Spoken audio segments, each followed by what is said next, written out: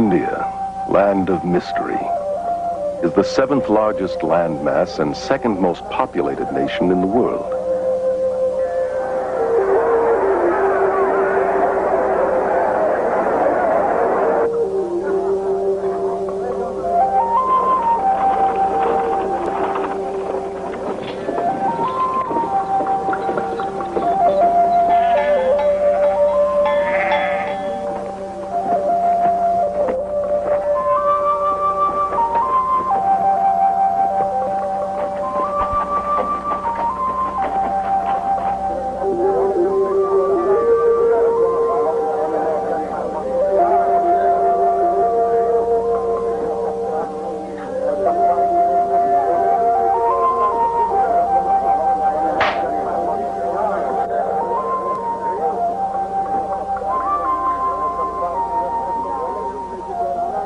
It is rich in resources and manpower, yet its people are among the poorest and most suffering on earth.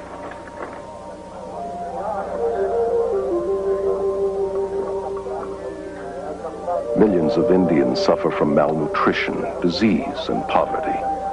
The people are apathetic because their religion has taught them to be detached observers, disregarding the agonizing lifestyle which imprisons them.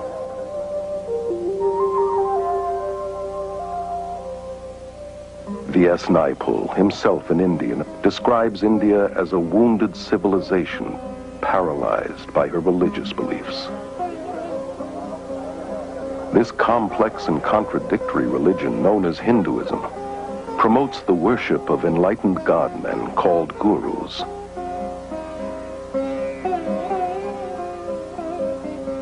And countless idols.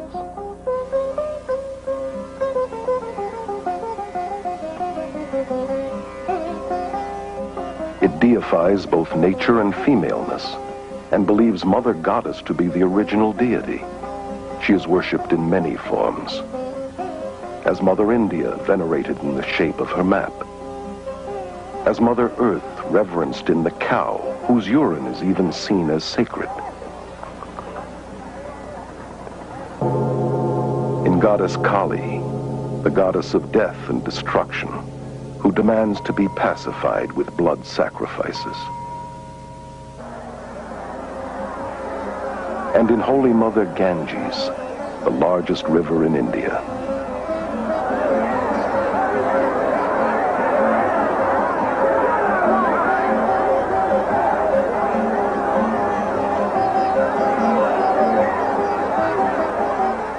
This river is worshipped by millions who flock to her banks to perform daily toiletries and annually dump hundreds of thousands of dead bodies to assure them of a better reincarnation. Its pollution does not dampen the spiritual fervor of the people who believe its waters to be essential for all religious ceremonies and imbued with magical and healing powers. Incredibly, the West is today looking to Hinduism's superstitions for hope. The religion that has all but destroyed India has now infiltrated every area of Western society. Protesting that it is not religious but scientific, it is transforming our minds, science, medicine, mass media, politics, and the church. Hinduism is most seductive when it wears the mask of Christian terminology and has shockingly managed to disguise itself as the latest Christian thought. Hundreds of thousands of Western pilgrims have journeyed to India seeking enlightenment and have disappeared by the hundreds.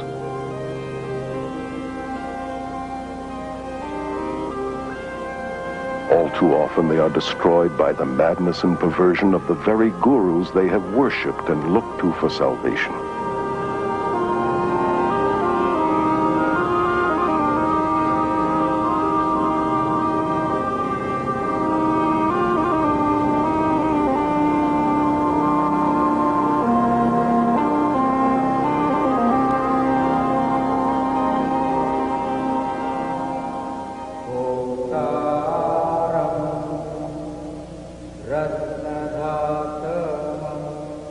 Here in Delhi, India, Guru Darshan Singh, only one of hundreds of gurus, has personally converted or initiated some 15,000 followers.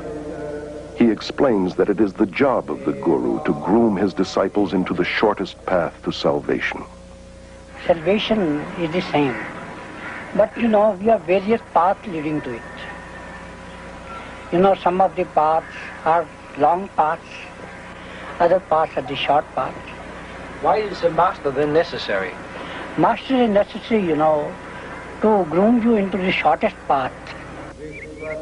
Descended from a long line of Hindu spiritual masters, Rabindranath Maharaj is a former guru and accomplished yogi who was worshipped by thousands. In his autobiography, Escape into the Light, he tells of his life as a guru and why he abandoned Hinduism. The Hindu needed to be near his guru. The Hindu needed to consult his guru. He eventually saw his guru as the only means to salvation. It is absolutely extraordinary also to look at disciples of some of these gurus that I saw in India, for example. These adoring, huge, open eyes that just will accept anything from him and that just love him beyond anything. I loved Maharishi. I worshipped him. Therefore, everything he said or did or thought was perfectly right in my eyes. I just met Bhagwan and there it was. It's nobody else than him. Bhagwan is my master and I love him. I'm in love with him. That's the only thing I can say.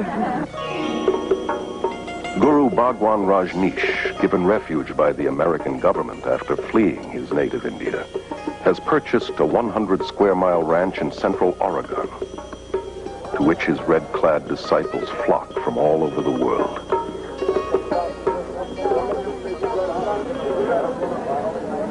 Whose astonishing title literally means highest spiritual teacher, Lord of the universe, honorable sir, and king.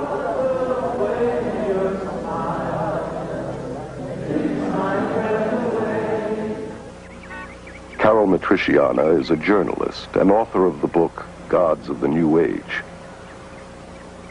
Born and raised in India, she moved to London in 1973, where she became one of England's leading authorities on new religious movements.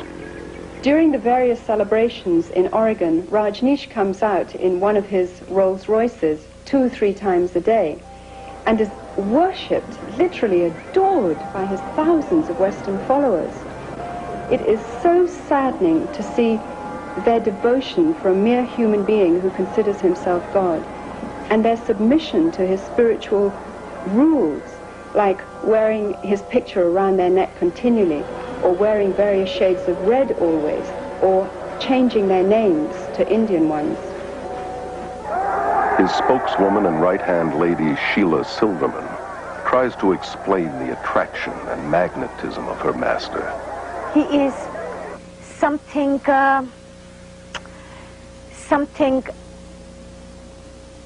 that is so...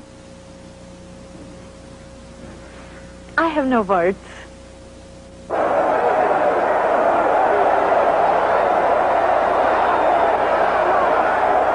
It is a love relationship, master and disciple.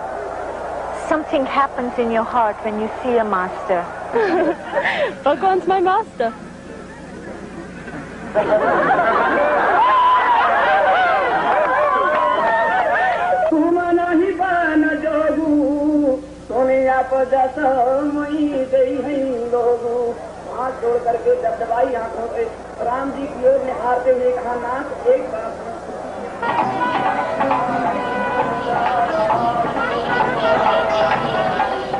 Back in India, the proceedings are on a much larger scale.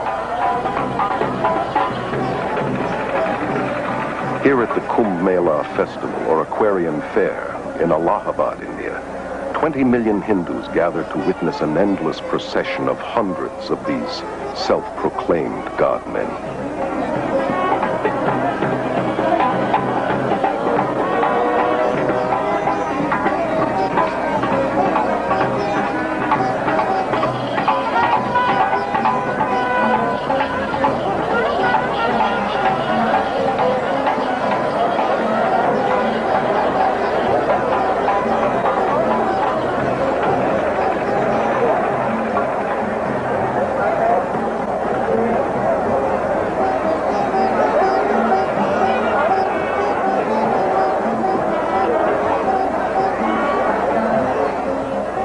Even the dirt beneath these gurus' feet is an aid to the disciple in his quest for salvation.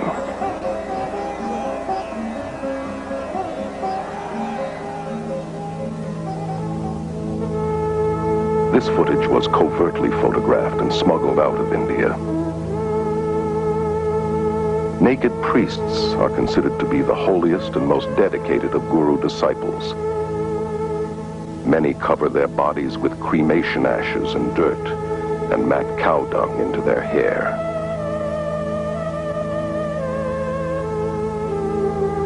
Some are armed and are dependent upon extremely potent drug concoctions. They have surrendered everything, families, possessions, and even their minds, becoming literally insane out of devotion to their guru. Well, Guru is our best friend, philosopher, and guide, and he shows the way to God. So, we in our India acknowledge him as a divine power, just equivalent to God. If anyone could be near the beloved Master and witness the love, the compassion, the humility, the grace, the generosity, no one in his right mind would not know that this is a walking, talking, living God on earth. In all scriptures you will find that the Master is the God-incarnated power working on earth. You people that interviewed this gentleman today, I don't think you knew who you interviewed, but you interviewed God. For the Hindu, the Guru is all-important. The Guru is his Lord, his Master, his Savior, even greater than God. Yes, Guru is greater than God. The Guru concept represents within Hinduism the personal dimension which God represents within Christianity. I have personally talked with many, many gurus, and the sad fact is that within their belief system, they have to be detached and removed from their emotions and compassion, and their cruelty and inhumaneness is seen as spiritual and excused as holy. I was really interested in their worship and their veneration and their adoration and the gifts and offerings they brought to me. But I was certainly not interested in their problems and their difficulties and hardships and pains. The Guru followers believe that he returns this incredible love that they feel towards him.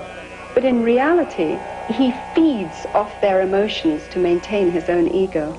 So many people come here because they too are in love with Bhagwan. They too are seeking the wisdom, the love that Bhagwan has to offer. He has so much love, and he gives his love to everybody, and it helps us to find our love in ourselves.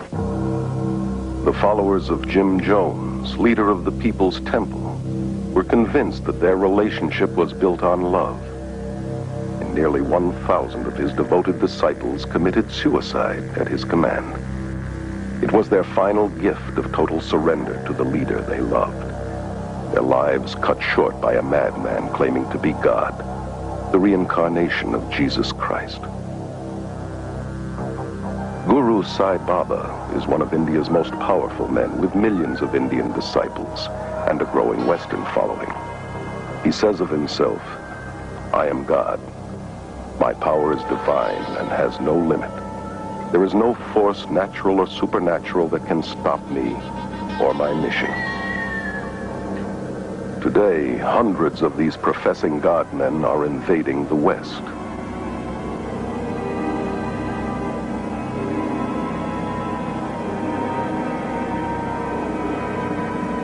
Is there any need for alarm? Or should we continue to welcome these gods of the New Age?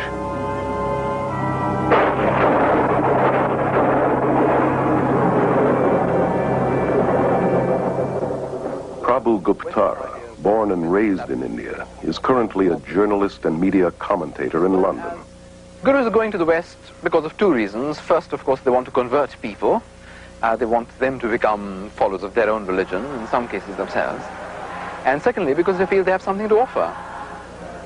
What these gurus have to offer is a family, a community to belong to, which they don't have.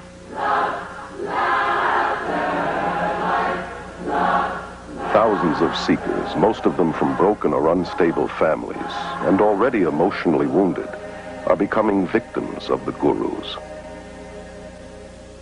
Dr. Os Guinness, an Oxford scholar and noted world lecturer, is author of the bestseller, Dust of Death. One of the deepest longings in the modern world is for a sense of meaning and belonging, sense in their lives and sort of stability in their worlds. And people, having not found that in the West, are hungry for it.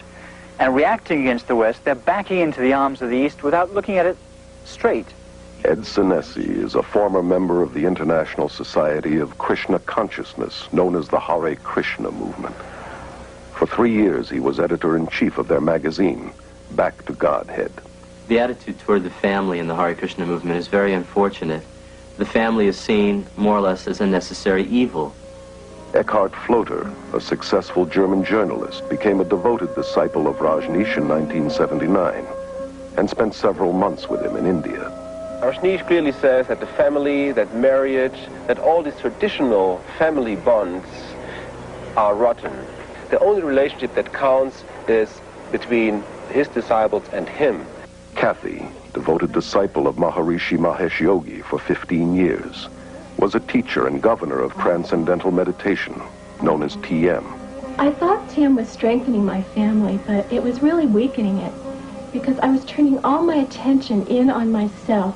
If you have an allegiance to your wife or your children, to the extent that you have that dedication to those people, you are less dedicated to the organization. I either had to become a member so I could go with him, or he was going to divorce me because he was not supposed to have any outside attachments. He said it wasn't that he didn't love me anymore, and in fact he still loved me very much. It's just that I was only human and Bhagwan was superhuman, and therefore he was more deserving of my husband's love than I was. How many of these people loved their neighbor, their family, in this totally giving way? Alexandra Schmidt is one of France's leading experts on new religious movements. How many have been so blind to all the negative aspects of a person they loved as to that of the guru? Ellen is a spokeswoman for the Brahma Kumaris Raja Yoga organization, which is completely administered by women who control 800 centers in 40 countries. Our organization has the practice amongst all the participants of celibacy, whether in individuals or married couples. I found myself being attracted to my wife, but I couldn't, because as soon as I felt attracted to her emotionally, physically, then it was difficult for me to maintain my celibacy. So the way I resolved that was to turn her into an object of dislike or hate. We have living proof of thousands of couples who are living in this way and are finding much greater harmony and pure love as opposed to limited physical love. Over 90% of the marriages in the Krishna movement end in divorce. Rather than using our energy in raising a family and being involved in many physical relationships, we're focusing that energy on spirituality. You see, what's so diabolical about all this is that it masquerades as spirituality. In some schools of thought, to be spiritual, celibacy is encouraged, and yet in others, sexual perversion is practiced, not only among the gurus themselves, but by their disciples, including young children.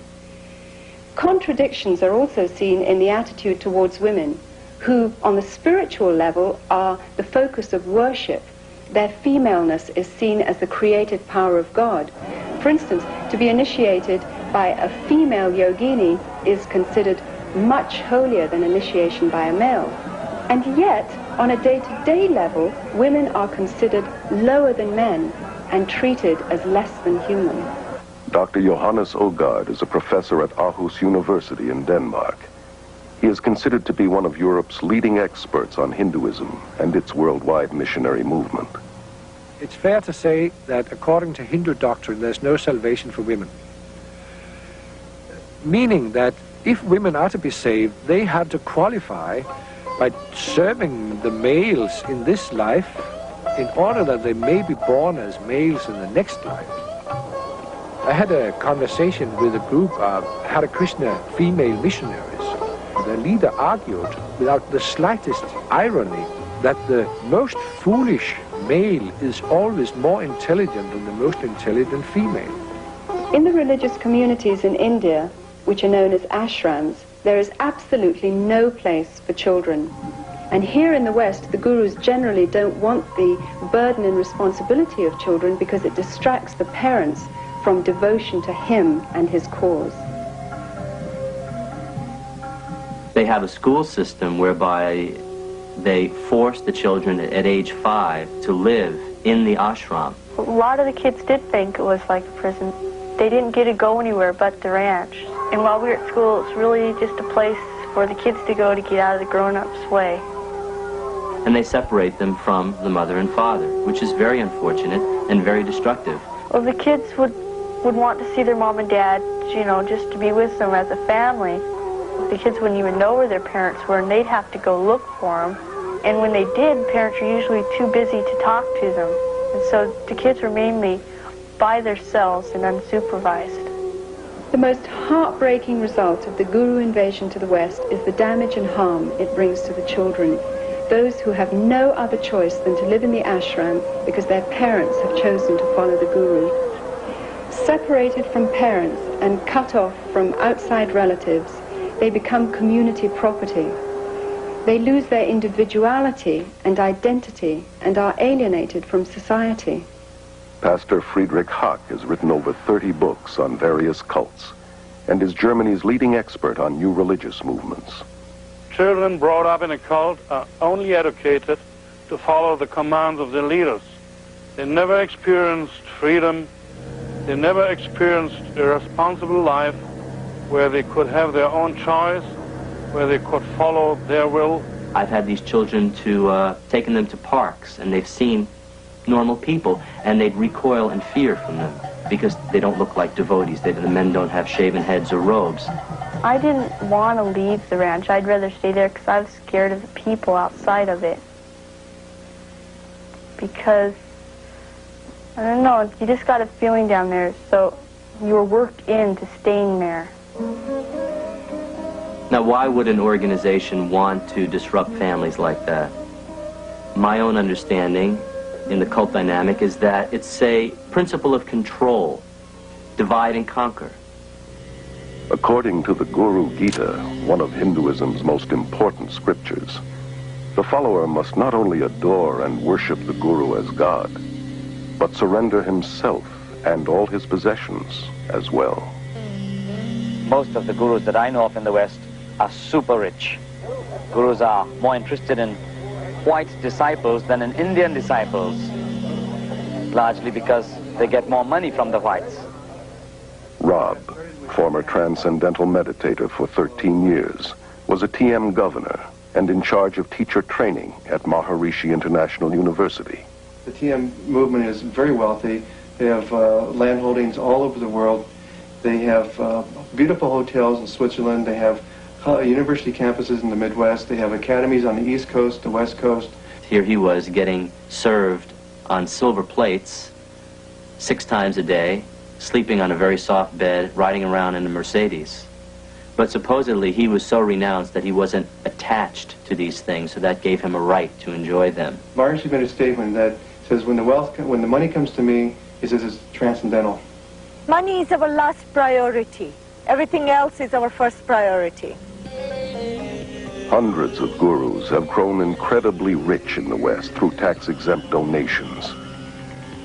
And the manufacture and distribution of every kind of memorabilia honoring these self-proclaimed God-men. They have acquired vast land holdings, armed bodyguards, and outrageous luxuries, from posh hotels to their own fleets of planes, helicopters, and, as in Rajneesh's case, 40 Rolls Royces. Why not Rolls Royces? Why have anything less? It's a capitalist country, and anything that produces or helps capitalism, why not? Anybody who says, why have Rolls Royce? I say, you're a communist. The guru's hypocrisy is diabolical, criticizing the materialism and commercialism in the West and convincing their followers that non-materialism will get them up the spiritual ladder. These gods of the New Age are laughing all the way to the bank. I know of groups involved in drug trafficking, smuggling, prostitution, and the buying and selling of weapons, all done to earn money for the guru. I know of a variety of female disciples who were prostitutes in Bombay and making money with it. I have evidence that the Rajneesh organization is making a lot of their income through illegal trafficking of drugs into this country. If you have your head in a right place, you can create money. It is an art. They were encouraged to smuggle dope from India to Europe, and from this money they could pay their workshops. If they have to tell you they're with the Christian Children's Fund, or they're with the Salvation Army, or they're using the money to find men missing in action in Vietnam, whatever they have to do to get the money, they'll do that because they believe what their guru told them, that the end justifies the means. Hinduism teaches you to die to the voice of conscience inside that says it's wrong. It teaches that there is no sin. This can be seen in the way that gurus and their disciples justify murder, violence, robbery, bribery, and crooked business transactions, all done in the name of heavenly deception. People were encouraged not only to spy on each other when they were not properly surrendering to the master. People were encouraged to lie to each other. The mail is censored. We know of bribery with local politicians. People undergo, as I did, a change in their value system and become confused about what is right and what is wrong. Another danger that you can see in a lot of the Eastern thinking is the sort of syncretism and the failure to make distinctions so that you transcend not just right and wrong, but this and that.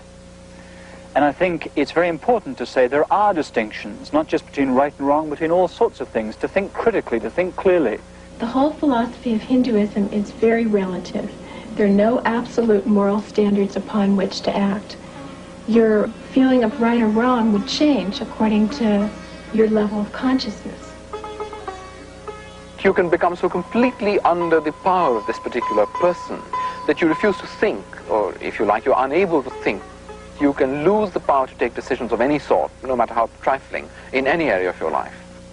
Sally Belfridge, former resident of Rajneesh's religious community in India, wrote of her disillusionment in her book, Flowers of Emptiness. I felt more and more kind of drawn into this emptiness of his. It's impossible to describe. It's more than charisma. Charisma doesn't do it justice at all. It's more than an aura. I really believe that he knew something I didn't, that he was on a plane that I was not. They ask you for total and also brainless obedience and worship because they are God and they are more than human, and you have to follow these gods. You are not asked to deal with your brain and to ask questions. I discover with amazement and dismay the readiness of people to submit. So many people in the world feel that they've got to fling themselves headlong and believe and give up their autonomy. People love to give up this heavy freedom that we have to carry with all the decisions and the effort it implies. Freedom in the East is freedom from individuality. So it's a detached freedom that has no high place of man. And a lot of the Eastern way of thinking is like a sort of mist that folds in, or it's been described as an embrace that smothers any differences. I found that I lost my identity somehow. He had no identity. He was a sort of conduit to the infinite. And I was somehow at the receiving end of something very strange and extraordinary. It is part of the world of illusion, and the goal is to withdraw and detach yourself from it. So there's no high view of, say, social action or compassion or an outraged concern to see justice in this world. On the contrary, if you do things like that, very often you're just tinkering with a person's karma. They believe that when a person suffers, that is what he's due as a result of the law of karma, because you've done something very sinful in this lifetime or in a past lifetime. So there's very little compassion. One just was taught to ignore all of the dreadful, the intolerable poverty and suffering of India. There were beggars clustering around the gates of the ashram day and night, children starving, living in little huts, surrounding what was supposed to be a religious community. The contradiction was disgusting to me, but most of the sannyasins failed to notice it. It appeared not to bother them in the least. Life is suffering. Therefore, you cannot escape suffering without escaping life. Interfering with suffering, entering into suffering, is totally ununderstandable for a real Hindu. I was a member of the Social Service League at the college, and we were trying to do what we could to help people in the villages. A gentleman who was head of the department of Hindi came around to us and said, "Why are you doing this? These people who are suffering in the villages, sick or diseased or whatever, have come to earth in this state because they have done something wrong in their past lives. Now, no matter what you do to them, if you cut short their suffering in this life, what will happen is they will simply come back in their next life in the same state or a worse state. So you're really wasting your time." Suffering is there, and you can't do anything about it. But you can meditate yourself away from suffering. We feel that the cause of suffering is within, and so to allow people to experience peace themselves, we teach courses in meditation. They seek to escape suffering by numbing their emotions and compassion through meditation. Maharishi, TM's guru, once said that a hungry person can become a happy hungry person through practicing meditation. Humanitarian activities are again, by principle, foreign to Hinduism. When they are found within Hinduism, it is a direct influence from the Christian missionary movement, a sort of imitation of Christian missionary activity. Contrast, say, part of the Eastern view with the Christian view. One of the stories I've heard that meant a lot to many people is the story of the Zen poet Isa in the 17th century. He lost all 5 of his children and then his wife, whom he greatly loved, and each time one of them died, he went to the Zen master and said, "Now how can I take this?" And the master said, "Always remember the world is dew, D-W. In other words, the sun rises, the dew disappears. Don't get hassled, don't involve yourself in mourning and grief." And he went home and wrote what became his most famous poem. And transliterated into English, it goes like this: "The world is dew, and yet, and yet." In other words, the world is dew, there's the logic of Buddhism. And yet, the humanness which is not satisfied or fulfilled because it wants more of an answer than that. Now, you compare that, say, with Jesus, who face to face with death was not detached or uninvolved. He was angry and he wept. Why? Because death is outrageous. God didn't make the world like this. Something's out of joint, something's wrong. And the Christian view sees evil and death as the wrong they are and therefore fights them. And that's what the East lacks.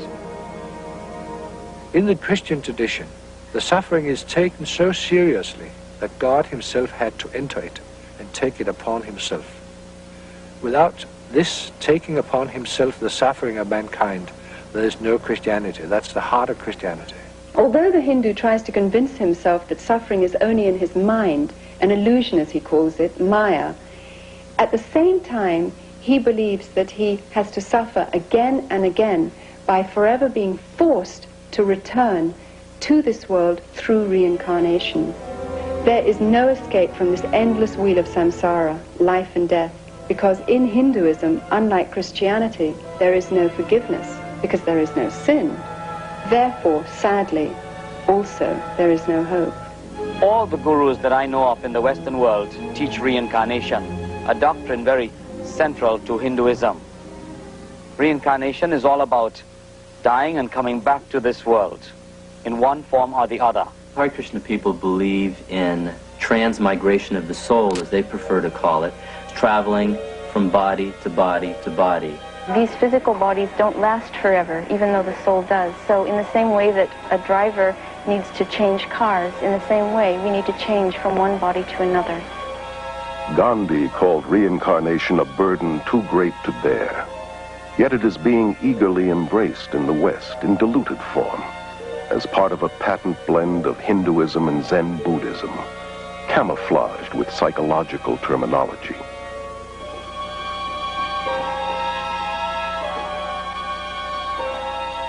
This New Age religion is promoted through thousands of worldwide networks and hundreds of major gatherings, such as this Mind, Body, Spirit Festival held in Los Angeles. is a westernized version of India's Kumbh Mela and promotes many of the same gurus and practices, from astrology and palmistry to psychic readings, healings,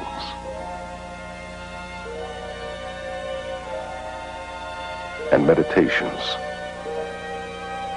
The festival, now international, was started in London in 1977 by Graham Wilson.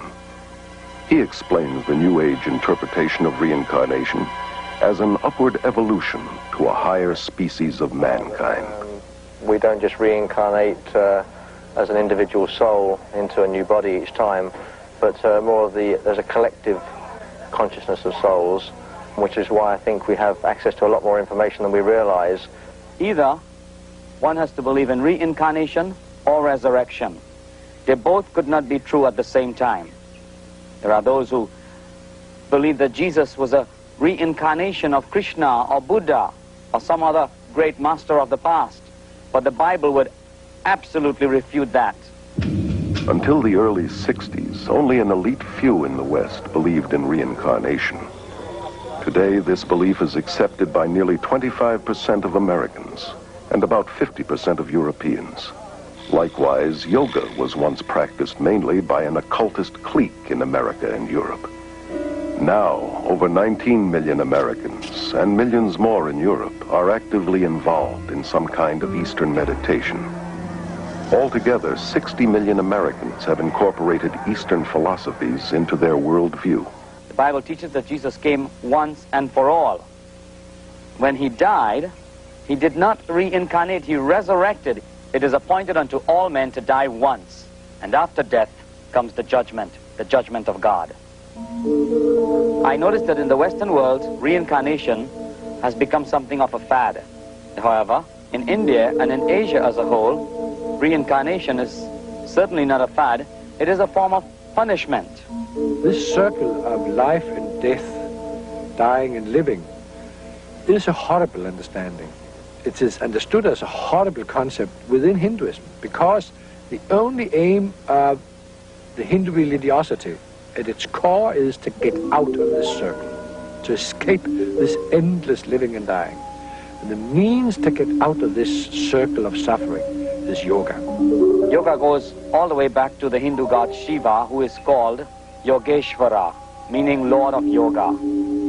You find yoga being taught in several of the major Hindu scriptures. Krishna, one of the many Hindu gods, was an advocate of yoga. Yoga is also mentioned in the Gita as the main means to attaining salvation. The word means basically to yoke, union. The goal of the Hindu is to be yoked with Brahman. Brahman is the Hindu concept of God, the all or the absolute. Yoga, in its many westernized forms, is also at the heart of the New Age movement that has adopted Hinduism's basic beliefs and goals. In spite of the seeming variety and hundreds of competitive schools of yoga, all forms come out of India and lead into the occult, though most Westerners are not aware of this. Yoga techniques include breathing exercises, or prana, positions called asanas, dissolving the mind, known as laya, psychic powers called siddhis, repetitious chanting, named mantra, and deliberately cultivating black magic, known as tantra. In my extensive travels in India, I have encountered a number of Westerners who have got into Hinduism and begun following Hindu gurus as a result of a very simple initiation into a yoga class.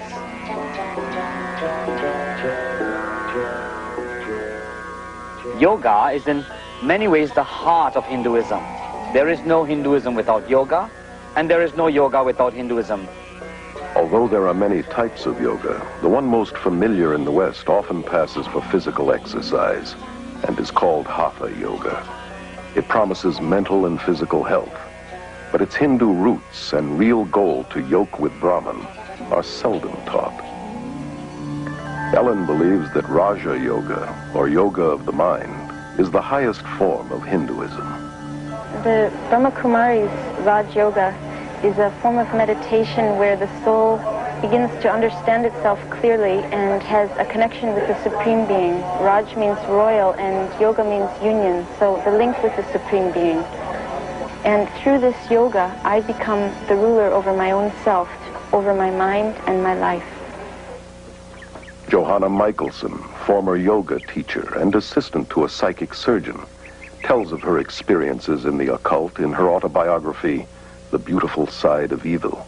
Another word for mantra is charm, or to cast a spell, if you will. And in mantra yoga, a word or a phrase or the name of a demon god is repeated over and over and over again to bring the individual to a vibration level that will attract that which is being chanted for, to bring about the desired effect. It's exactly what the white witches and magicians, so-called, use in the casting of their spells. We were always told, no, it's just a meaningless sound. Had nothing to do with Hindu gods.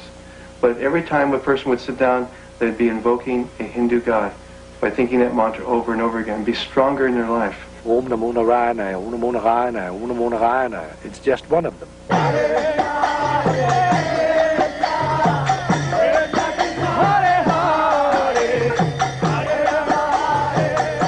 The chant goes, Hare Krishna, Krishna Krishna, Hare Hare, Hare Rama, Rama Rama, Hare Hare. 108 mantras is one round, and they chant that 16 times a day. That takes 2 hours to do every day. That's the minimum requirement the Guru exacts from them. Thereby the mind or the brain is emptied, and you get a clear mind, as they call it, a thoughtless mind. It's sometimes referred to as a hypnotizing or brainwash technique, because whenever you're having a problem or running into some confrontation, you retreat to the security of the chanting instead of thinking a problem through. George Harrison of the Beatles made mantra yoga acceptable to the world through his song My Sweet Lord, where he incorporated the chant to a Hindu god, Hare Krishna, simultaneously with the biblical shout of praise, Hallelujah.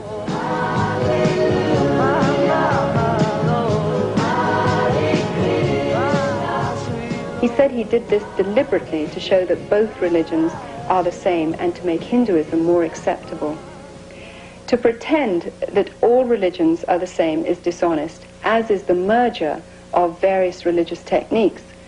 For instance, more and more Christians use the name Jesus much like a mantra. They claim that it's a tool to get them into the presence of God. Jesus said that repetitious prayer is not acceptable to God. Maharishi Mahesh Yogi, originator of TM, claims to have put Eastern meditation on the mystical map. With over 3 million followers, TM is the largest guru movement ever to invade the West. The Beatles' much publicized visit to Maharishi's community in India in the 60s convinced their millions of fans that TM, the so-called scientific yoga, was an even more powerful way to bliss consciousness than drugs. What makes TM unique and different from any other practice that's going on today is that it offers enlightenment very quickly. It offered a jet ride, you might say, to self-realization. I started experiencing being lost in this state of awareness called the Absolute. In essence, Maharishi taught that we all come from that nothingness, and that is the source of all our consciousness, of all of our thinking and everything we do. Maharishi's primary thrust is the marketing of his Siddhi Yoga, which is designed to develop psychic powers such as levitation. These courses, like most guru programs, cost thousands of dollars. Rob was able to finance his advanced training through government student loans, totaling $6,000. During these sessions, it's a very strange environment. People speak in tongues, they yell and they scream, they talk in foreign languages. It's like a madhouse, and it's real crazy. Everyone bouncing around on foam pads, flying up in the air. Rajneesh is one of India's most controversial gurus, largely because of his endorsement of shocking sexual practices as a prerequisite for salvation.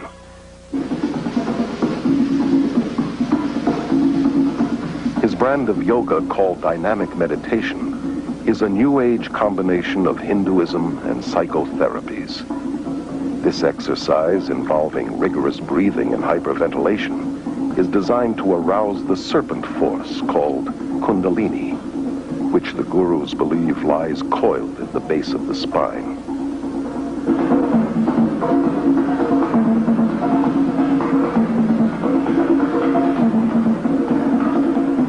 I did dynamic meditation every day. We also called it Kundalini meditation. It starts off with a cathartic breathing, and the reason for it is just to move your energy and to get you out of your head and into your body, and you just breathe.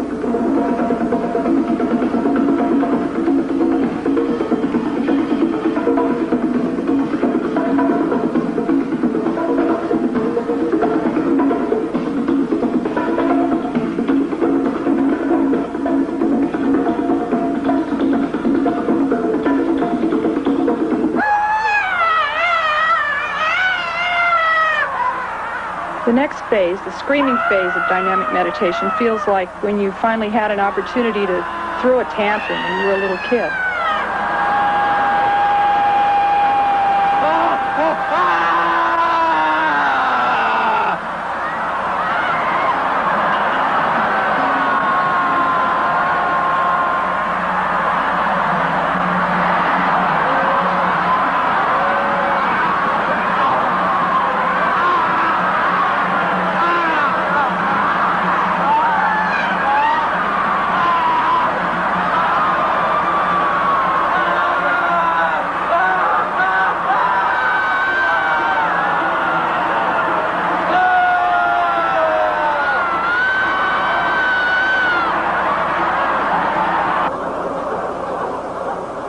By the time you get to the third phase of jumping up and down and yelling "who," you're hardly there at all. And so it's pretty hard to remember what happens when you're there. I guess the closest thing I can associate it with is mindlessness. You get to a place where your mind actually leaves your body. Your body's just jumping up and down, and your voice from your gut is yelling "who," and you're not doing it anymore. You become one with this whole energy.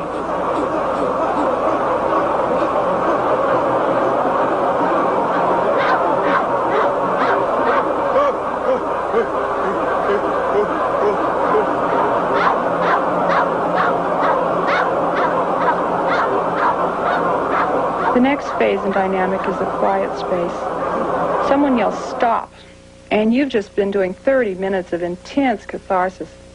And what happens after being in such incredibly intense movement for so long is just a feeling of peacefulness and stillness. My mind actually stops, and I feel a oneness with the whole universe. There have been glowing reports published giving credit to the gurus and their pseudo-psychological techniques, but neglecting to mention the thousands of cases of emotional and mental breakdowns, insanity, suicide, beatings, murder, rapes going on in guru centers, various guru centers worldwide. It is alarming to realize these dangerous techniques for enlightenment are being incorporated in psychotherapies, self-help seminars, and are even being accepted in mainstream Protestant and Catholic churches and seminaries.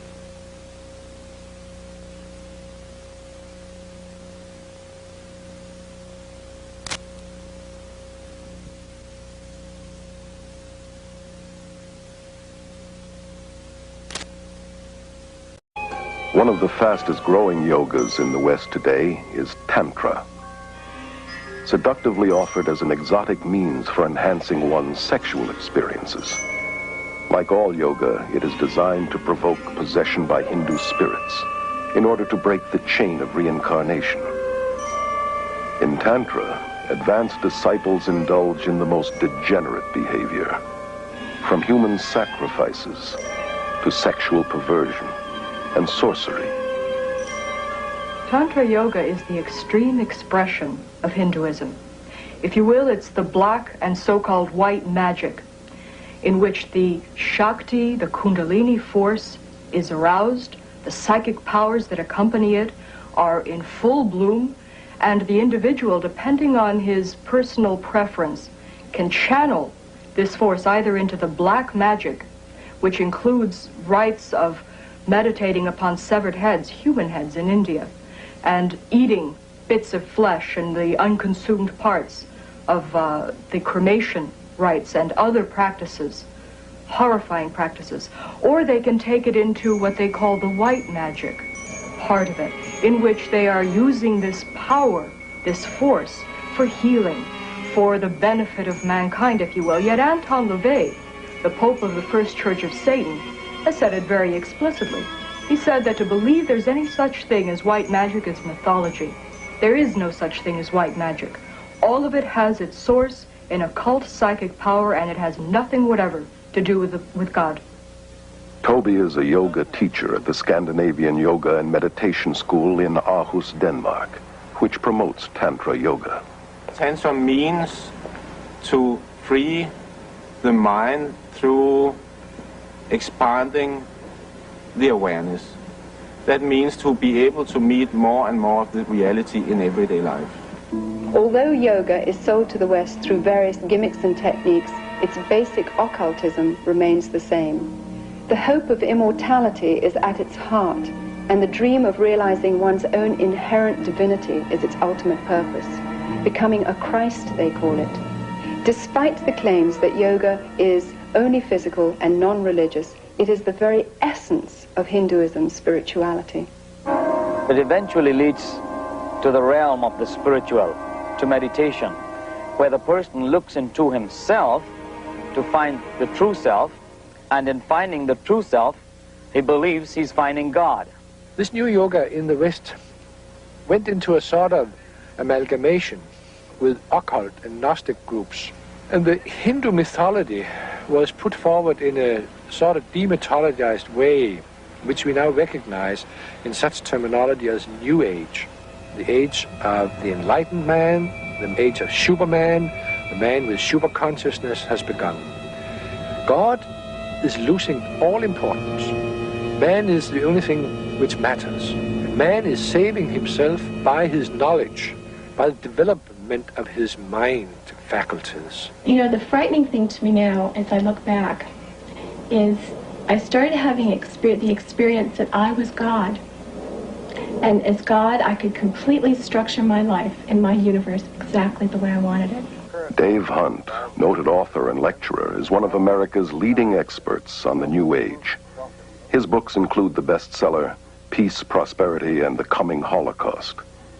He explains that Hinduism is based upon the same ideas that the Bible says the serpent introduced to Eve in the Garden of Eden. The yogis teach the same lies that the serpent in Genesis 3 deceived Eve with, that death is merely the doorway to reincarnation, and that humans can become gods.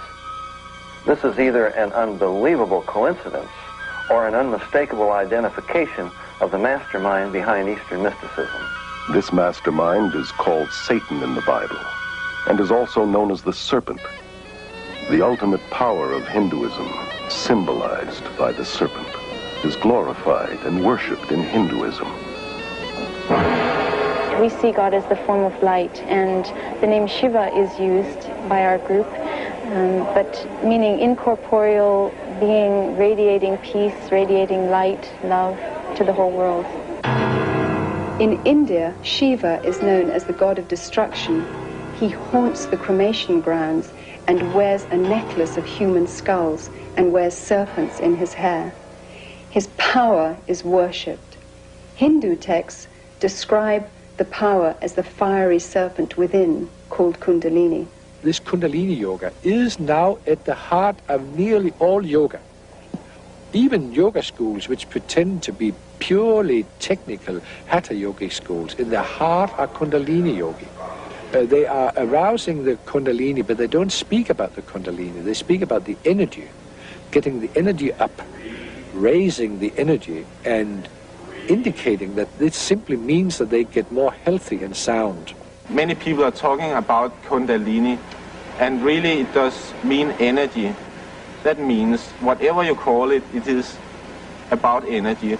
To take away blocks in your energy system so you are able to function in a more effective level The serpent has been known as energy or the force and worshipped as the symbol of wisdom and immortality in every religion and culture. Only in the Judeo-Christian Bible is the serpent identified as deceiver, destroyer, arch-enemy of God and man. The old dread and fear of the serpent is being subtly removed from our culture. Even children in schools are being taught to accept the snake through yoga positions like the cobra. Michelle, could you show us how we do the cobra? That's it. Arch your back. That's good. Look forward. Good. You hold it for a second. Rousing this serpent power and forcing it into the spine, driving it upwards through a number of chakras, which are centers. You are expected to go divine, to become superhuman, to get supernatural powers. The breathing exercises are designed to teach you to absorb the prana, the energy life force in the cosmos, to channel it into the chakras, the psychic channels, thus awakening the Shakti force, the Kundalini force, and bringing about those psychic powers, which are such an integral and prevalent part in yoga. So very slowly, let's breathe in through our nose. Very slowly. Breathe in. Breathe out. There are many dangers in the breathing techniques. Even the writers and the proponents of these exercises are quick to warn that not only do these things trigger emotional and mental diseases, which have been known to place people even in insane asylums for the rest of their lives, but they also recognize that these exercises can open your soul and your mind and your entire being to a takeover by demonic forces. The followers of the gurus themselves have been forced to form an emergency spiritual network of 4,500 MDs and psychiatrists to treat those who are freaking out on Eastern mysticism. But the real yoga means gradually cut the relationship between your soul and the bodily world. You stop your life processes. You stop your thinking. No thoughts are allowed in the mind. Many people don't realize this, but it's terribly dangerous to go into a meditative state in which the mind is simply left blank, and that ultimately is the purpose of the meditations in yoga. It's like opening the door to a room. Whatever comes through, you have no control over. It is simply not true that yoga teaches you to breathe in the best possible way. Yoga teaches you to reduce the breathing down to a minimum and finally to stop it. You also have to stop all the movements of the body, all the movements of the muscles, the nerves, and bring your body to a complete standstill. In fact, there are some of the hatha yogic exercises which can be used as a sort of gymnastics. But fundamentally, it isn't gymnastics. It's in the same way as serving in the army has certain healthy aspects and perspectives. You get stronger, you get more vigorous, but the aim of the army is certainly not healthcare. The aim of it is to learn how to kill. The same with yoga. The aim of yoga is to learn how to kill yourself off, to get rid of life and death. I thought I was being strengthened, but what I was really doing is flipping into an altered state of consciousness, a form of self-hypnosis, which is very weakening to the mind and to the body. But this weakness made me afraid to give it up. The biggest danger I found in practicing transcendental meditation was the dependency on the technique itself. It's kind of like drugs.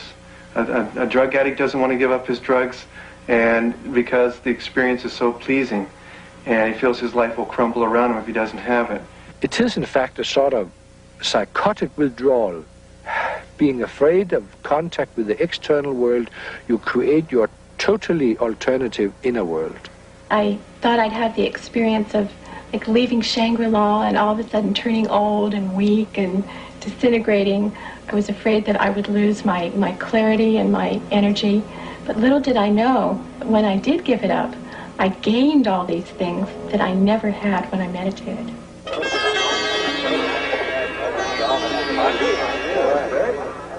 Once a religion for Indians alone, Hinduism has become radically evangelistic. through adopting the principles of Christian missionaries who introduced cultural and social reforms in India. In 1966, at an international Hindu conference, leading Hindus planned a strategy to convert the world.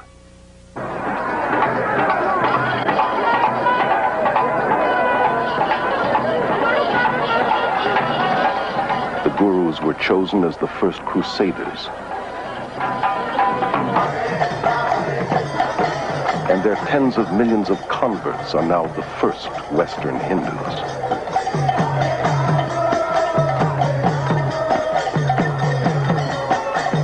At the World Congress of Hinduism in 1979, a spokesman declared that our mission in the West has been crowned with fantastic success. Hinduism is becoming the dominant world religion, and the end of Christianity has come near. At the 1981 TM conference in India, a spokesman stated that the entire mission of TM is to counter the ever-spreading demon of Christianity. Therefore, Hinduism is by nature anti-Christian. It's not just that Hindus don't like Christianity, but the whole Hindu understanding is the absolute opposite, the real alternative to Christianity. The religion that is out to destroy Christianity is being embraced by millions, including many in the church today who are naively succumbing to spiritual propaganda and unwittingly becoming disciples of the gods of the New Age. Behind today's aggressive campaign for world Hindu domination is a secretive organization called the Vishwa Hindu Parishad. It is the world missionary organization of Hinduism. Reading from its constitution, paragraph 4, to establish an order of missionaries, both lay and initiate, the purpose of propagating dynamic Hinduism, and going on, the purpose being to open, manage, and assist seminaries or centers for training such missionaries.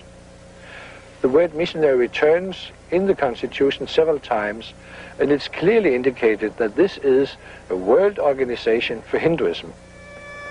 The Hindu Vishwa Parishad, in its magazine, very clearly states that the yoga teachers in various parts of the world are the front missionaries of Hinduism.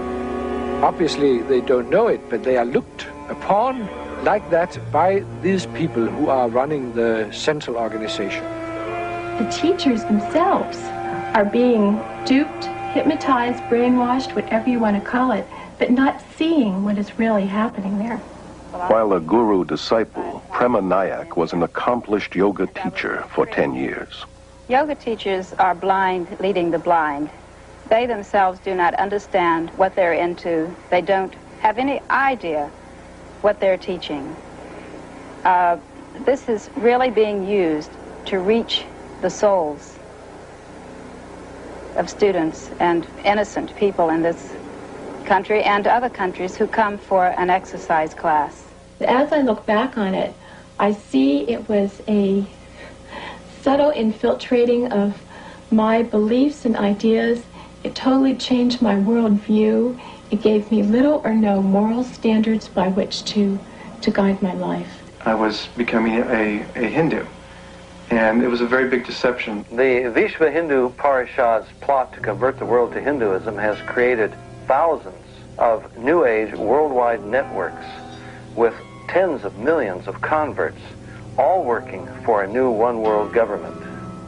Through the repackaging of yoga, the Western mind is being systematically conditioned to accept a neo-pagan worldview.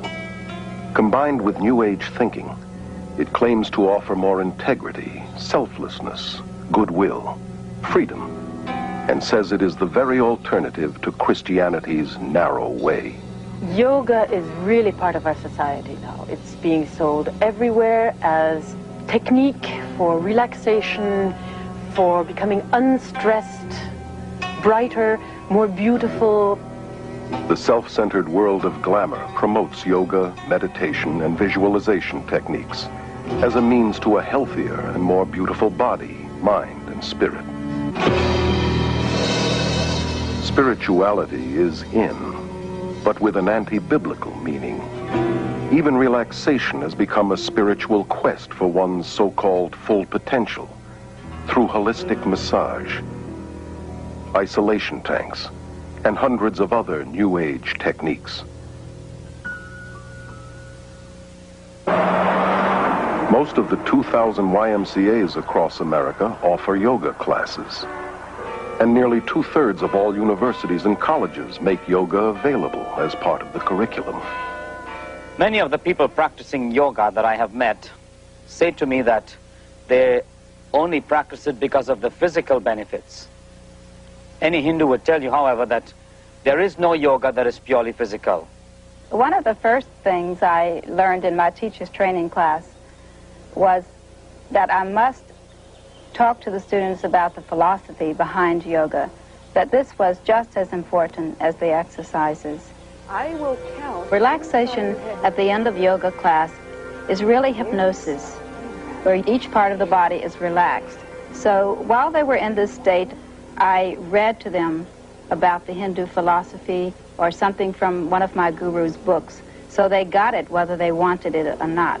Yoga exercises were not designed for physical fitness, but to realign the serpent force within the body, to achieve godhood, that yoking, which is what yoga means, with Brahman. Anyone interested in physical fitness ought to do exercises designed for that, not yoga. Many hospitals have set up their own yoga and meditation classes to provide stress reduction for patients, doctors, and nurses. Doctors and dentists who wouldn't think of promoting Christianity or Judaism on the grounds that it is religious are unwittingly involving their patients in Hindu practices. The last 2 years I've been working with some German doctors that was in research of breathing exercises. In our Danish school, we get patients from the doctors, typical with backache, with nervous symptoms, with high blood pressure, with stress, and so on. In addition to promoting yoga, fitness and health magazines advocate various schools of vegetarianism, a practice essential to Hinduism. An extreme example is macrobiotics, which attempts to manipulate spirituality through diet. Maharishi once said that vegetarianism was the highest form of diet. This is essential in order to have deep experiences in meditation, because the vibrations in animal products are innately of the nature to pull the soul down into the lower levels. I find it intriguing that so many of the people in India and those in advanced yoga in the West who feel that the consumption of meat lowers their vibration level think nothing about drinking their own urine, or better still, cow's urine, which the holiest of men in India recognize as having special redemptive qualities. We only eat food that's prepared by yogis who are in remembrance of the Supreme Being, so that those vibrations are filled in the food, and these affect the mind very much. They also teach that anyone outside the movement is more or less evil. He's a meat eater. He's a karmi. You're not able to have as much endurance, not as much strength, because I was a vegetarian for many years, lost a lot of my strength. I'm just old typical American cracker, and the changes that have taken place in my life are tremendous. I've quit my so-called wicked ways, in other words, killing game and eating the flesh of animals. I'm strict vegetarian, as this diet so ordains. God did not ordain vegetarianism. Jesus was not a vegetarian. He fed the multitude with fish on more than one occasion. He himself ate fish and the Passover lamb. While the Bible would not condemn vegetarianism as a means for health, it would condemn it as a means for spiritual enlightenment. Health food stores are among the main fronts for guru organizations in recruiting, and are major distributors of New Age literature.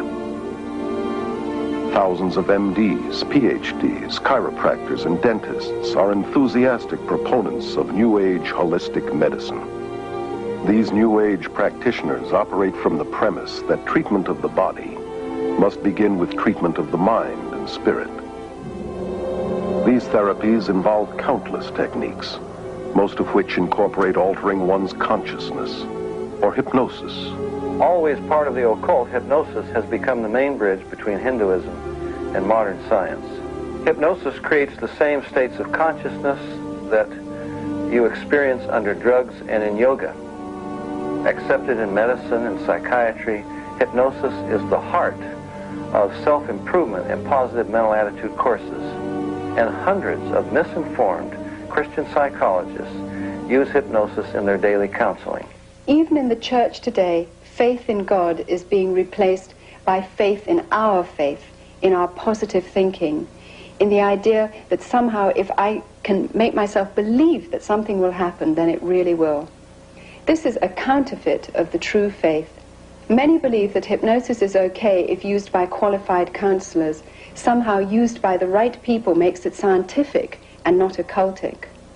So Christians naively use it, as do many of the new consciousness movements like EST, Scientology, mind dynamics, silver mind control, and alpha brainwave training. In pursuit of Freudian myths, psychiatrists use hypnosis to regress patients back into their childhood and into the womb where they relive the traumas of their birth, despite the scientific fact that the prenatal, natal, and early postnatal brain is not sufficiently developed to carry memories. I did indeed experience my original birth thought, but I felt it wasn't enough. I went back and I experienced my thought during my conception, and then I went back from there to a previous lifetime to experience why I had structured my conception the way I did. I mean, it's never ending. You can just keep going. Moreover, they take them right back into prior lives where they come out with factual recountings of lives they've lived all over this earth. Obviously, the memory is not coming from the brain. It's coming from a deceptive source. The field of medicine is embracing numerous New Age beliefs that cannot be explained scientifically, such as acupuncture, which claims to manipulate the Kundalini force with needles, and biofeedback, which uses a monitoring device to train a person to control ordinarily involuntary functions, such as blood pressure. The Menninger Clinic's documentary on biofeedback calls it the yoga of the West. Elmer and Alice Green, pioneer biofeedback researchers, admit that it creates the same state of consciousness and results as yoga. This electronic yoga has now been introduced by psychologists into the world of sports, including the Olympics. Businessmen are coming to yoga today because they want to be relaxed in the middle of their day. They want to train their ability to concentrate. Self-help therapies are a motivational tool used by hundreds of competitive businesses across America. Weekend success and positive mental attitude seminars and mail-order subliminal persuasion cassettes promise to improve personal and business performance through a blend of humanistic psychology and Eastern mysticism. One such course, called New Age Thinking for Developing Your Full Potential, has changed thousands of lives for such prestigious clients as the IRS, CIA, U.S. Army, Navy, and Air Force, NASA, General Motors, IBM, Xerox, Rockwell International, Bell Telephone System, Bank of America, and scores of police and fire departments. The human potential movement, with its emphasis upon self, self-esteem, self-love, self-acceptance, a positive self-image, is simply a westernized version of the yogi's self-realization, the guru's concept of the divine within, that we're all God. Rolling Thunder, the Shoshone Indian medicine man, has said, scientists will eventually discover what pagans have always known. That's exactly what's happening through the invasion of Eastern mysticism into the West. Many leading scientists have enthusiastically embraced Eastern mysticism in recent years. Hinduism, which claims to be the oldest religion, is being deceptively packaged as the new science. And a lot of the East is very seductively packaged. It's put over very carefully so that they don't stress the religious side, they'll put the scientific. They don't stress the spiritual side, they'll put the physical fitness or whatever. The yoga we teach has nothing to do with religion. It is scientific methods in the way that you do something and then you get results. Maharishi found out that in the United States that people would not buy the religion package. So offered the scientific package, started getting scientists involved, started to do experiments on meditators such as the breath rate, the brainwave patterns, etc.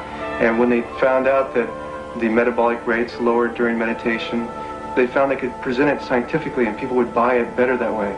Even as teachers, we were taught the puja ceremony. We were bowing down to Hindu gods, and yet we didn't really feel we were teaching a religion. I think that's extremely deceptive and dishonest, because the deeper you get into it, for instance, as people are initiated and so on, what they're taught is the pujas and the basic words and the rituals that are Hindu worship. Of course, many Englishmen and Americans don't realize what the words mean, but if they just asked what the Sanskrit meant, they'd realize that's fundamentally religious, and the whole thing is basically, in that sense, dishonest. Children practice it. It is used for teaching languages. It is used for the businessmen, for all levels of society. It's taught in the schools. In schools across the Western world, from kindergarten through university, Hindu occultism is being openly taught in spite of the otherwise enforced separation between church and state. Guru Thakur Singh was invited to speak at a high school in Southern California. Kurt, a student there, became so overwhelmed that he actually moved to India, where he is now a devoted follower of Thakur. It's only half an hour talk and 20 minutes meditation. And the experience I had while there was like nothing I'd ever experienced before. And just the air, the energy in the chapel where he was speaking was just electrified with feelings of love and just a peace, a hushed quiet that was just bewildering to me. It seems outrageous that in public schools across America, where Christian prayer has been outlawed, yoga, Eastern meditation, and visualization techniques, which are simply forms of Hindu prayer, are not only allowed, they're being actively promoted. Here in some of the schools in the West, in the PE classes, after having started with the physical aspects of yoga, the teacher eventually has the kids chanting words like Om, Brahma or Krishna, names of the gods. Starting right down from the teacher to the student, we learn that the yoga... Brahma or Krishna, names of the gods. Starting right down from the teacher to the student, we learned that the yoga could really help the kids reduce tension and center themselves. Many teachers are now being encouraged to develop a mass consciousness among the students. Let's relax. We're going to very slowly lift our hands up. Children are taught to let go of their critical faculties and center in on their intuitive feelings and experiences. Just really, really relax. Imagine that you're on top of a really soft and fluffy cloud, and you're just really relaxed, comfortable. Just see that blue sky in your mind. One of the ways that the consciousness of the masses can most powerfully be influenced is through the mass media, which is increasingly being used for promoting Indian consciousness. The film Gandhi was probably the most effective piece of Indian propaganda to invade the West. It was a political advertisement controlled and heavily financed by the Indian government and promoted by the peace movement. It propagates a false message of Hindu religious tolerance and non-violence. Historical accuracy was discarded. Gandhi was no different from most gurus today in that he was a sexual pervert and was certainly not the non-violent, peace-loving man as demonstrated in his racial killings of blacks in the Kafir Wars in South Africa. The most important message of the film was that Gandhi was one of the first gurus to link Christianity and Hinduism to form one package, a new religion. I consider him to be one of the fathers of the New Age movement. So many of the most popular films today, like Close Encounters, Poltergeist, E.T., Return of the Jedi, Star Wars, are all based upon Hinduism. For example, the Force has a dark and a light side. That's black magic and white magic. The doorway into the occult is an altered state of consciousness. This is the way that Obi-Wan initiates Luke into the Force. He has him working a laser sword. He says, Luke, your problem is you're trying to think. He puts a visor over his face so he can't see, and he says, Luke, you got to tune it out and let the Force take over. That's an altered state of consciousness. In The Empire Strikes Back, Yoda is a yogi. He's got Luke standing on his head going through various contortions to develop the mind power to raise his spaceship out of the swamp. And when Luke can't do it, Yoda does. And Luke looks on and says, I don't believe it. And Yoda says, that's your problem. In other words, it's all in the mind. If you would only believe it would happen. And when Luke goes into the cave to confront Darth Vader, Yoda says, don't take your laser sword, Luke. You don't need it. All you need is within you. That's the divine within. And when he cuts off Darth Vader's head and it rolls to the ground and he opens the visor and sees his own head, that's the most powerful presentation of Eastern mysticism you could ask for. The Beatles sang it, I am you and you are me and he is she and all is one. We are raising an entire generation of children under the bombardment of cartoons and television shows and fantasy role-playing games and movies that are telling them that the occult and Eastern philosophy is a wonderful thing, not something to be afraid of, not something ugly and fearful, but something beautiful with the darling reptilian creatures with the great psychic powers that are drawing these children into an acceptance of things that are dangerous beyond anyone's comprehension. The minds of children are being trained in the use of the supernatural and taught the principle of creating what seems like reality through Hindu psycho-spiritual techniques of mind power. Dungeons and Dragons, for example, requires participants to mentally murder, rape, torture, and otherwise commit mayhem with the aid of occultic powers. In at least one popular game, Hindu deities like the goddess Kali are invoked. Hindu religious techniques, including repeated chants, visualization, and casting spells, are used to overcome enemies.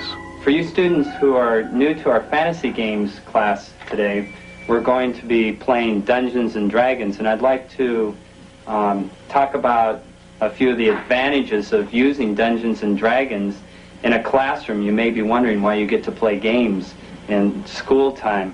These games are used in gifted children's programs throughout the United States. A clear majority of state-supported schools and colleges incorporate them into their curriculum. And we call this an integrated curriculum. You guys are kind of familiar with that. You may encounter some violent creatures on the way, but the object is to be able to dispose of this ring that is the symbol of evil in the kingdom of Middle Earth. A child can understand the dark and light side of the Force. And to understand the Force is to understand basic Hinduism. George Lucas, creator of the Star Wars series, is in real life a devout believer in the Force, which he says can enable anyone to read minds, see past and future events, levitate, and plug into a nether world of psychic energy. The Eastern gurus, the occultists, cultists of every description, have taken the terms of the Bible and felt every liberty to redefine them according to their basic presuppositions. God becomes not a personal individual, a spirit with whom we have a personal relationship. Through his Son, Jesus Christ, he becomes an impersonal force. God is something, an energy that permeates every one of us, each and every one of us. And it's both personal and non-personal. Jesus becomes not the way, the truth, and the life, but an avatar, a way shower, one of many paths to God. Jesus Christ, of course, was an enlightened master. Bhagwan is another Jesus, another Buddha. Jesus Christ was a great master, like our master is today. The Word made flesh, as the Bible puts it. Jesus himself warned us that in the last days many would come claiming to be Christ and Messiah. Our landscape today is literally crawling with individuals claiming to be Christ, and the Eastern gurus are right on the top of the list. There are two things the gurus have done. On the one hand, they've used Eastern-type words that are floating about in the West, words like energy, vibrations, and so on. And they've also used words, phrases, ideas from the Bible, from the teachings of Jesus, misused them, twisted them around to draw people to themselves, to suggest that the things that Jesus was talking about are actually the things they are talking about, when actually it's not so at all. In Holy Bible, it has been explained very explicitly that be ye perfect even as your Father who is in heavens is perfect. And we are also basically the same as He is. And when you're a perfect man, then you can go upward and you can become divine. Each human being is naturally peaceful, naturally pure, naturally good, and the quality of evil is our unnatural state. So in meditation we're practicing that, focusing on the original pure divine self, which is our true state. If humans are inherently good, then why do they lie, cheat, steal, make war? Whatever good there is within us apparently isn't enough to keep us from doing evil. Therefore, to seek salvation from within is to seek it from the wrong source. We're not separated from our higher self. We're separated from God by sin. Ernst Winter has a PhD in international law. He was a diplomat in the Austrian Foreign Service for 10 years, and from 1968 through 78 was a director with the United Nations. My greatest concern really is the growing interest and dedication and application of Eastern mystical thought and practices within traditional Christian groups and churches. There's a vacuum, there's a longing. They want to be filled with, quote, religious experience. Today's New Age teachings falsely claim that Hindu spiritual experiences are compatible with Christianity. And the incredible thing is that so many Christian leaders, through their books, magazines, sermons, radio and TV programs, encourage millions of Christians to seek Christianized Hindu experiences. Many people who are in the Christian church have come to us and have had deeper experiences of spirituality and of God as a result of this meditation. As a society, we've become geared to basing our beliefs on our experiences. If our experience and our feelings tell us that something is valid and genuine and good, then we automatically assume that that is the measure of absolute truth. No distinction is made whether this is a spiritual experience coming from God the Father or from the ruler of this world. The appreciation of Satan or the devil or demons has diminished enormously because rationality says there cannot be a Satan, cannot be demons. These are psychological phenomena, maybe even have to be treated by a psychiatrist. Opening, therefore, to spiritual experiences one's soul opens many people to the occult. The Jesus who came to me in times of deep meditation gave me visions and experiences that were beautiful beyond description. I was convinced that because I was witnessing miracles of healing, because these things are so filled with love, they must be good and from God. And yet one day it occurred to me that I had no objective, absolute truth against which to test my experiences, that my feelings, my emotions, perhaps were open and subject to some form of subtle manipulation which I didn't understand. At that point, I decided to look into the Old and New Testament. I knew that I'd fallen then for the Jesus of the counterfeits. Trying to develop spirituality based on feelings, ecstasy or experiences is like building a house on sand. Our relationship with God should be built on a solid foundation of biblical knowledge. Now, I believe that we are challenged to test the Spirit, that we should read Scripture, that we should study the Bible, and that we should not value experiences higher than the Word of God. Biblical meditation is thinking deeply on the person and work of God and Christ, concentrating on and knowing His Word. Most Catholic monasteries and most Protestant Bible schools have introduced one system of meditation or another, and they are based upon the practices of yoga. Many of the church people, and particular leaders of the churches and denominations, look with great hope to Eastern mysticism that it would bring new life into a dead body. I recently graduated from a major American theological seminary, and I've seen an alarming influence of Eastern mysticism in terms of using meditation techniques, biofeedback, self-hypnosis, autosuggestion as a tool in order to gain mental and physical health.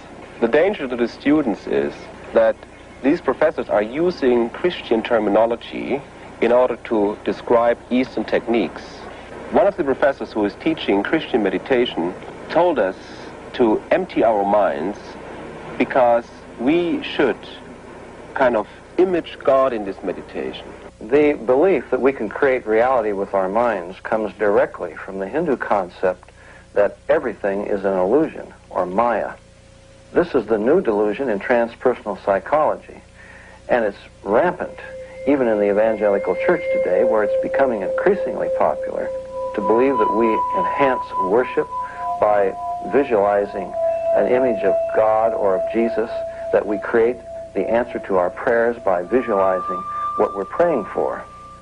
Creating a visual image of Jesus or God in our minds is no less idolatrous than if we made the same image out of wood or stone. Forcing God to participate in a situation or honor a desire that I have visualized in my imagination is simply a devious way of attempting to manipulate him into doing what I want without admitting it. While infiltrating the Christian church, Eastern mysticism is also powerfully influencing world politics. Under the umbrella of the United Nations, countless New Age groups spread their philosophies worldwide. Many UN leaders, UN agencies, and the World Council of Churches with its deep UN ties promote New Age beliefs and practices. The UN has its own meditation room and resident guru, Sri Chinmoy. Even the United States Pentagon has meditation rooms. A graduate of Harvard School of Divinity, Leland Stewart, directs the Unity and Diversity Council, a powerful New Age promotional network that originated with a 1965 directive of the United Nations General Assembly. Unity and Diversity Council is a worldwide coordinating body of what we call it individuals, organizations, and networks looking toward a time in which there will be one single organized energy of networking throughout the planet.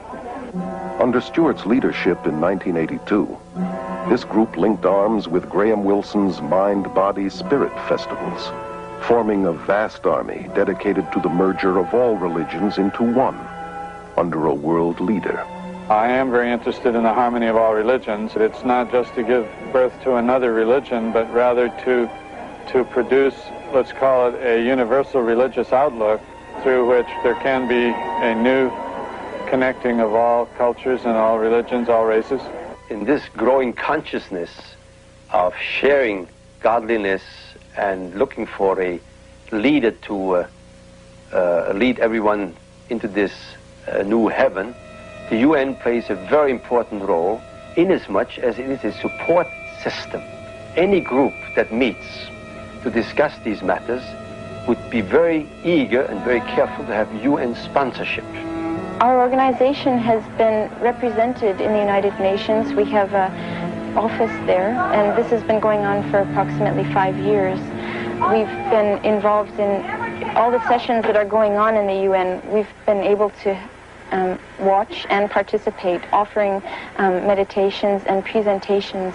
How is this possible? I think it became possible by the thought and actions of one man in the UN, Robert Mueller, who was continuously emphasizing that the UN has to be a support system to this conditioning of man, to this sharing desire, to this looking for a one world government, for one world leader, and playing down, and I believe myself correctly, that the UN is not that world government, that is a conditioning device, that it is an aid, a support system. It gives prestige to otherwise completely outlandish groups. The Brahma Kumaris World Spiritual University in India is used by the UN and its members for conferences focusing on world peace and unity. Delegates from all over the world, VIPs, are attending to express their ideas and to experience peace in a very real way themselves. This experience will enable them also to draw up new laws for universal peace. This will be endorsed by heads of state and submitted as a practical form for the United Nations. Many evenings, the UN building is even used for lectures, talks, meditations, enlightenments on how to make one better world. The leaders are asked to meditate and be involved because this is part of their instruction, of brainwashing, and all this is part of the conditioning for the vision of a new world or of a new age. This guruistic system in politics is very dangerous for our democratic society. It will at least bring a loss of freedom, a loss of security, and a big danger for all mankind. So I believe Guruism is preparing the world for some political fascism too. Actually, we're being prepared for this surrender to an authority in a way that perhaps we don't realize. We are going through right now strange bathing in Eastern concepts of consciousness, states of consciousness, bliss, reincarnation, energies, vibrations, all of these words that have become very commonplace really in the Western languages are also modifying our mind. They are changing our way of thinking. And this changed way of thinking puts us into a mental state, if you'd like, and prepares our intellectual functionings for the surrender.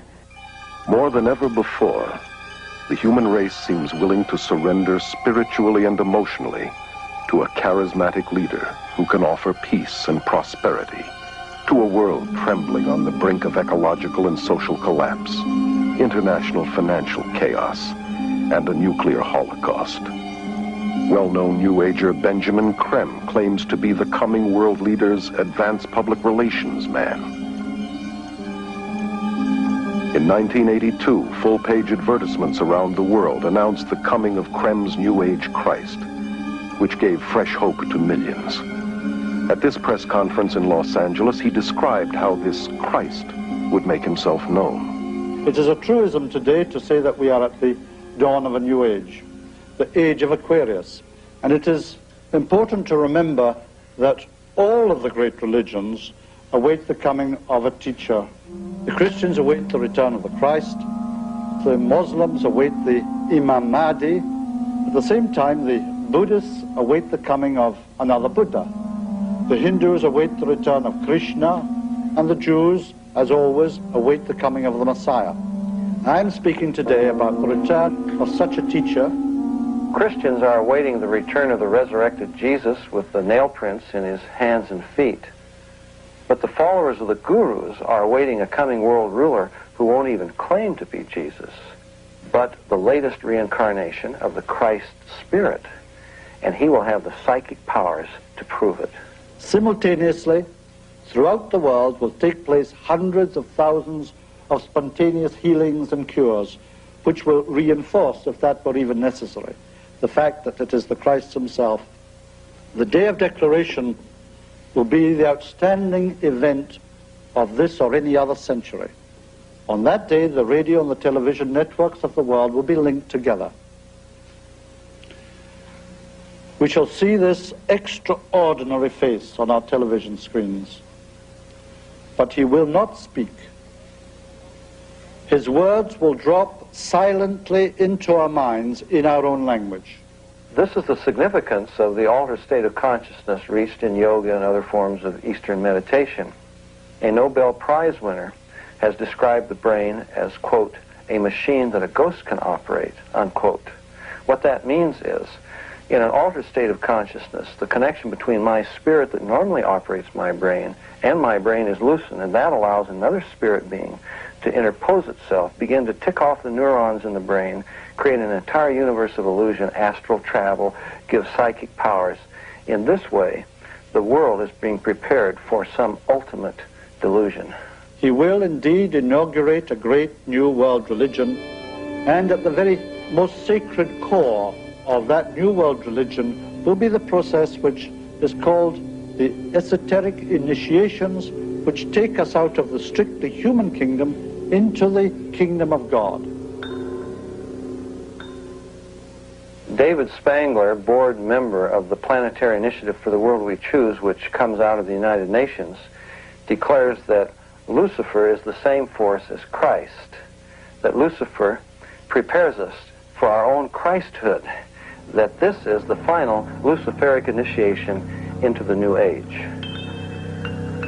Benjamin Krem's Christ may not be the world teacher and ruler of world peace as he forecasted, but without question the stage is being set today for what the Bible calls the apostasy, or man's abandonment of God. This climate is ushering in the final actor, the counterfeit, who the Bible predicts must come before the return of Jesus, the true Prince of Peace, who will then reign for 1,000 years. The merger of science and mysticism is now in full blossom, and its evil fruit will be the new universal religion of the coming world dictator that the Bible identifies as the Antichrist.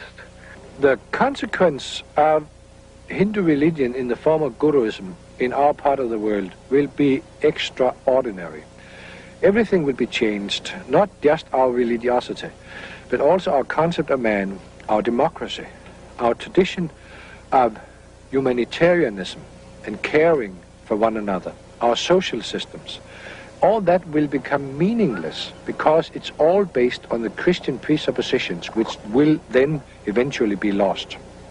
We'll get a man-centered, individualistic, egocentric sort of religiosity, where salvation means escape from the world, everything which binds us to other human beings, everything which makes us caring and loving creatures. Today's revival of paganism and Hindu practices, which form the heart of the New Age movement, was ironically the same kind of foundation that prepared the way for Hitler's rise to power. The Germany of the 20s and 30s was in social and economic despair and looked for a leader who would free them from the Great Depression. The man with a promise of hope was Adolf Hitler, who claimed he was ordained of God to usher in 1,000 years of peace and prosperity. His hypnotic powers manipulated an entire nation to surrender its collective mind to him. Obsessed with the occult, Hitler drew many of his bizarre ideas from Hinduism. Within Guruism, it's therefore not surprising that we find very positive sentences, very positive stances in relation to Nazis. He took the symbol of the swastika as his own, a Hindu symbol of power seen in many of today's temples in India.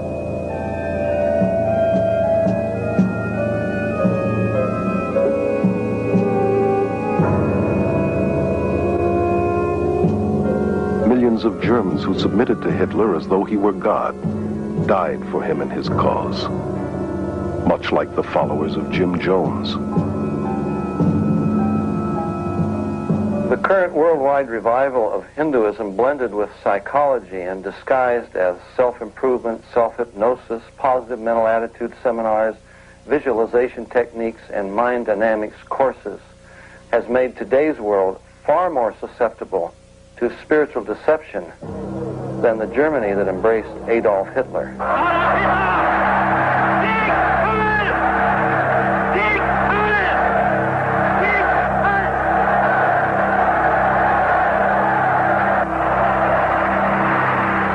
Today, a desperate world is looking for another spiritual leader. Has the human race learned nothing from its own mistakes?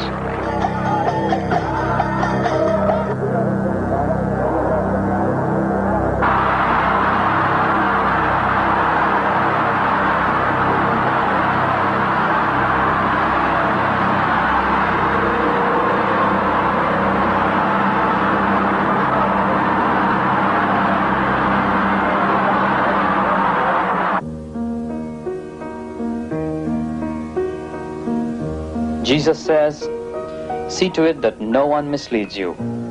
For many will come in my name, saying, I am the Christ. Behold, here is the Christ, or there he is. Do not believe them.